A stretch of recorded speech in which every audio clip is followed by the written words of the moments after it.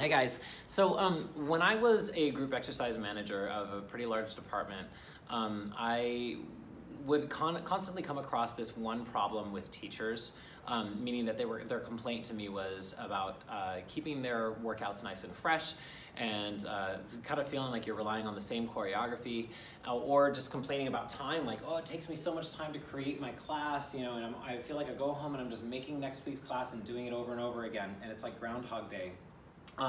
So this video is dedicated towards those teachers who just want to keep the choreography nice and fresh. Now I'll preface by saying for all of my class formats that I teach, from boot camp to bar classes to ballotone classes to like whatever, foam roll and stretch classes, I usually only have, and I'm being honest here, about like 10 class curriculums that I cycle through, and I just find ways to reintroduce them with new ideas to keep them feeling fresh for the students. Students technically like repetition, but sometimes doing the same thing over and over and over again can get redundant and your class numbers will suffer. So one of the things that I like to do is just take the same curriculum, so I'm not coming up with new movements and reinventing the wheel, and just seeing how I can remix it, just by changing the intention of the actual movement. The movement doesn't have to stay the same, but by changing it up just a little bit, you can make it feel fresh and new, and they won't even realize that you're recycling the exact same material again. So here's an example of what I'm talking about, and I'll do videos in the future with more examples,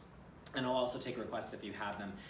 But for example, like a goblet squat. I don't have a dumbbell with me, but you know, where you're holding onto the dumbbell by its main bell right there, and you're in a wide position and you're just going into a turned out squat. So we're calling this a goblet squat. Some people call it a goddess squat, whatever. Everybody's got a different way of doing it. So you got your weight in your hands and you're just doing these guys.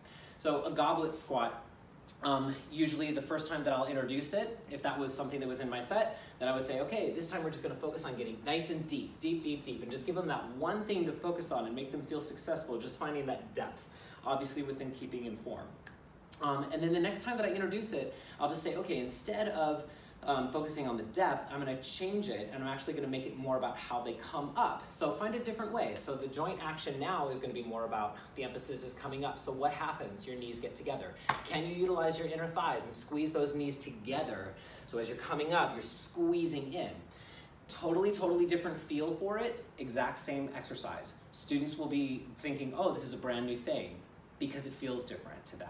So instead of it being about down, down, down for depth for the first week, the second week I can come back and your inner thighs can be the focus for coming back up. You can also change the tempo, just going 1, 2, 3, up, one of those guys.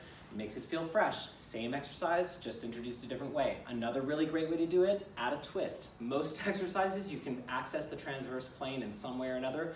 Find a way to do it however you can, as long as it's maintaining safety.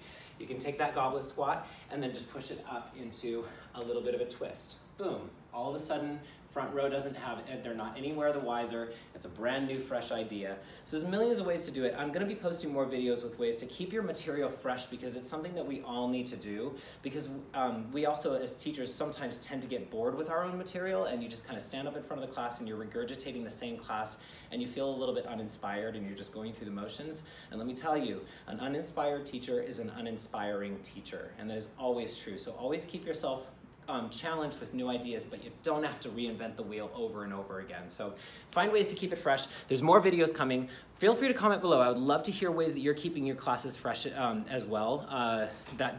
It's useful information for everybody, and that's what I'm here for. So feel free to comment, subscribe, whatever you need to do. Hit me up. There will be more videos. I will talk to you guys later. Thanks.